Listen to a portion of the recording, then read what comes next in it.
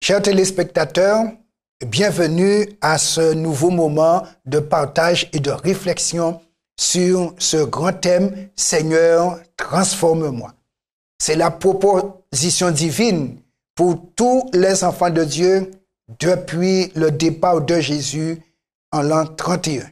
Jésus a laissé cette terre en l'an 31 vers le ciel et il a souhaité revenir et il va revenir. Mais avant de revenir, il vient pour chercher du monde transformé. Et c'est pourquoi la Bible nous dit, s'il n'est pas encore revenu, c'est parce qu'il ne veut qu'aucun homme périsse. Mais pour ne pas périr, il faut qu'on soit transformé. Voilà pourquoi nous devons rapidement accepter d'entrer dans ce grand projet dans lequel nous allons sortir selon la volonté de Dieu, des saints, des personnes parfaites. N'ayons pas peur de ce mot perfection, puisque cela relève de la nature de notre papa. Et nous allons considérer comment notre papa a prévu de faire de nous des saints, parce que lui, il est saint.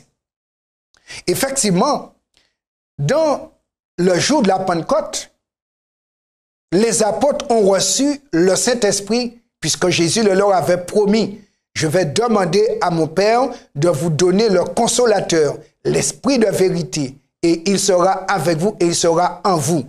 Effectivement, à la Pentecôte, le Saint-Esprit est descendu sous forme de langue de feu, de manière visible, pour que les apôtres puissent savoir, et non seulement les apôtres, mais les membres d'Église, parce qu'à la Pentecôte, il y a eu les 12 apôtres, plus 100, on peut dire 18 disciples, je mets 108 disciples parce qu'ils étaient en tout 120. 12 apôtres plus 108 disciples, ça fait 120 personnes. Et tous ont été remplis du Saint-Esprit. Nous allons lire dans 2 Corinthiens 3, versets 17 et 18, pour voir ce que Paul nous dit concernant l'Esprit lorsqu'on l'a reçu, qu'est-ce qu'il fait en nous. Dans le projet, Seigneur, transforme-moi. Or, le Seigneur, c'est l'Esprit. Et là où est l'Esprit du Seigneur, là est la liberté. Et je souligne, lorsque l'Esprit Saint est en nous, il est dit, là est la liberté. Mais quelle liberté? Pas liberté pour le libertinage, mais liberté vis-à-vis de la domination de Satan et du péché. Quand l'Esprit Saint est en moi, il m'a franchi de la domination du diable. Je ne suis plus sous le contrôle de l'esprit de Satan. Je suis sous le contrôle de l'Esprit de Dieu. Car l'Esprit de Satan me déforme, l'Esprit de Dieu me transforme. Et les deux esprits ne peuvent travailler en même temps en moi. Quand l'Esprit Saint descend, l'Esprit de Satan se retire. C'est comme l'eau ou le liquide qu'on verse dans la bouteille. Au fur et à mesure que le liquide monte dans le volume de la bouteille, au fur et à mesure, l'air s'en va, étant plus léger. Satan ne fait pas de poids vis-à-vis de la Trinité, le Père, le Fils et le Saint-Esprit. Donc, il doit s'en aller. Mais c'est quand je me donne à Dieu, je m'offre à Dieu, l'Esprit Saint entre en moi. Et il est dit, là où l'Esprit du Seigneur est, là est la liberté. Il dit donc, lui, Paul, nous tous qui, le visage découvert, contemplons comme dans un miroir la gloire du Seigneur, nous sommes transformés en la même image de gloire en gloire, comme par le Seigneur, l'Esprit. Donc, quand la troisième personne de la divinité remplace Jésus à son départ, c'est pour nous recréer à la même image que Jésus. Et c'est pourquoi, comme on l'a vu dans Apocalypse 14, 1 à 5, le nom de Jésus et le nom du Père seront inscrits sur notre front. Cela ne veut pas dire qu'on sera tatoué, mais simplement transformé en ayant la même image à nouveau. N'ayons pas peur du mot perfection, mais ayons peur de ne pas nous soumettre à l'esprit qui doit nous amener à la perfection, qui peut nous amener à la perfection et qui nous est donné pour nous amener à la perfection. Oui. Maintenant, puisque le Saint-Esprit nous est donné pour arriver à la perfection, on comprend bien que nous devons entrer dans une collaboration. Et cette collaboration se fait moyennant la soumission à la parole de Dieu. Effectivement, dans Jean chapitre 17, verset 17, voici ce que Jésus avait dit à son Père avant de décoller de cette planète. Il a prié en la faveur de chaque disciple. Dans Jean 17, verset 17, il dit, « Sanctifie-les par ta vérité, ta parole est la vérité. » Lorsque moi, je prends le temps chaque jour de me nourrir de la parole, comme de mon pain quotidien, la parole de Dieu me rend saint. Donc, ce qui est en Dieu, puisque la parole sort de Dieu, je l'intègre en moi. Donc, ce qui est en Dieu entre en moi. C'est pourquoi Dieu a dit, vous serez saints car je suis saint. Donc, le Saint-Esprit est installé et moi, avec la parole, petit à petit, je me mets en téléchargement de la nature divine au travers de la parole de Dieu. La même parole qui a fait de Jésus le vainqueur face à Satan, la même parole m'est laissée pour que je l'utilise aussi, pour que face à l'invitation au mal, je puisse dire, sous le pouvoir et la direction du Saint-Esprit, il est écrit. Et quand je me conforme à ce qu'il est écrit, le diable ne peut discuter ce qui est écrit, car ce qui est écrit est écrit. Et c'est pourquoi Dieu va inscrire son nom sur moi, et lorsque son nom sera inscrit sur moi, parce que je suis transformé par la parole de Dieu, le diable ne pourra pas me discuter pour m'emmener à la mort éternelle parce qu'il n'aura rien à redire car ce sera bien installé. Voilà pourquoi un chrétien ne doit pas discuter la parole de Dieu, mais simplement se soumettre à cette parole parce qu'il a déjà dit à Dieu que ta volonté soit faite. D'ailleurs, dans Luc 6, verset 46, Jésus a dit ceci. « Pourquoi m'appelez-vous Seigneur, Seigneur, et ne faites-vous pas ce que je dis ?» Donc, Jésus nous a laissé toute sa parole. Et moi, en tant qu'enfant de Dieu, en tant que disciple de Jésus, j'accepte qu'il soit mon Seigneur. Il m'a sauvé. Maintenant, avec sa parole, je lui permets d'être mon Seigneur. Et si Jésus régente ma vie, remarquez bien, il m'a libéré de Satan, libéré du pouvoir du péché pour régenter ma vie. Et c'est volontairement, je me suis offert un sacrifice vivant. Là, je conçois à ne faire que ce qu'il me dit. Et si je fais ce que Jésus me dit, comme il a fait ce que le Père lui a dit, nous serons vainqueurs tous, comme lui a été vainqueur. Maintenant, lire la parole est un élément important de notre vie et chaque jour. Mais lorsqu'on a lu la parole, on a accepté ses principes et ses préceptes. Il nous faut maintenant nous livrer à la prière. Voilà pourquoi l'élément de connexion céleste, la prière, me permet de recevoir de la part de mon Père d'en haut le pouvoir d'appliquer la parole lue dans ma vie.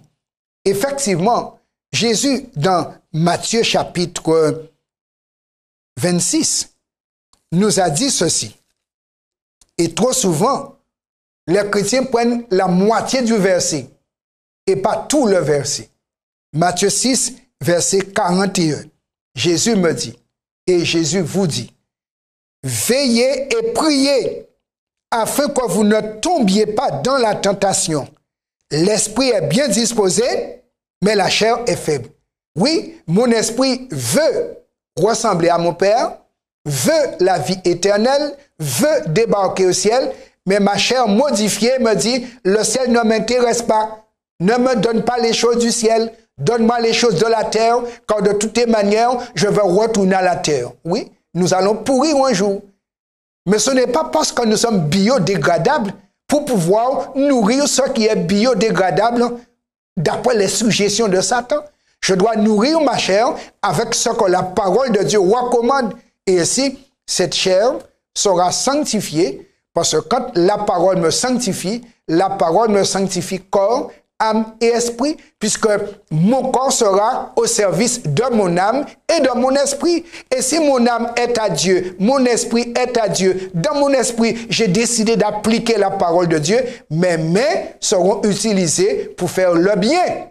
Et si mes mains font le bien, mes pieds vont vers ce qui est bien, automatiquement, je suis saint.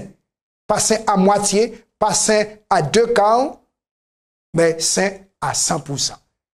Puisque c'est ce que Dieu m'a dit, vous serez saint car je suis saint. Donc, par la prière quotidienne, comme Jésus le faisait, puisque la Bible nous a montré la vie de prière de Jésus.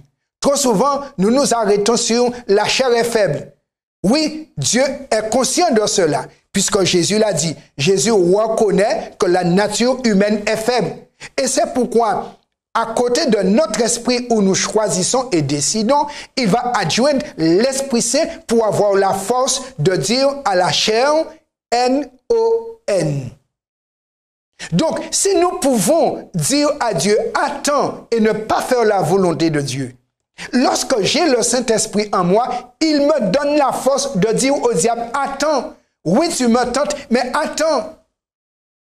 Et si nous pouvons dire à Dieu, attends, nous pouvons dire à Satan, attends. Et alors, le Saint-Esprit me donne la capacité de résistance pour dire à Satan, attends. Et permettez-moi de vous dire, le diable, il est diable, mais il ne peut obliger personne à pécher. Quand je dis à Dieu, quand ta volonté soit faite, je peux dire au diable, attends. Et tant que je fais la volonté de Dieu, il doit attendre. Et il va attendre jusqu'au jour de ma mort. Et au jour de ma mort, Dieu dira, heureux dès à présent les morts qui meurent dans le Seigneur. Et l'Esprit Saint va dire oui, parce que j'étais soumis à lui. D'Apocalypse 14, verset 13, l'Esprit Saint va dire, ils se reposent de leurs travaux, car leurs œuvres les suivent. Avec mes mains, j'étais au service de l'Esprit, au service de Dieu, au service des hommes. J'ai appliqué le bien recommandé. J'ai dit au diable, attends, maintenant, je vais attendre le retour de Jésus au repos dans la tombe et le diable va attendre à côté de ma tombe, mais il ne pourra pas me retenir dans la tombe car il n'a pas su retenir Jésus dans sa tombe. Ainsi donc, si comme Jésus, nous pouvons dire au diable, attends, soumis à l'Esprit Saint, le diable ne pourra pas nous garder prisonniers du tombeau parce que Jésus est sorti vainqueur du tombeau et il me dit, ne crains point, j'ai les clés. Donc même si par rapport à ma chair biodégradable, j'entre au tombeau, mais Jésus a la clé de mon tombeau, Jésus me fera sortir du tombeau.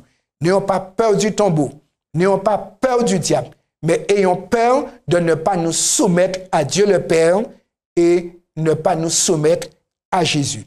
Il nous dit, veillez et priez afin que vous ne tombiez pas dans la tentation. Et maintenant, si pendant 20 ans, la première partie du verset vous a intéressé, ou du moins la dernière partie, la chair est faible. Maintenant, cramponnez-vous à Jésus et développez votre pensée en conformité avec la première partie du verset. Veillez et priez afin de ne pas tomber. Vous pouvez ne pas tomber en veillant, voir quand le diable s'approche en tentation et en séduction.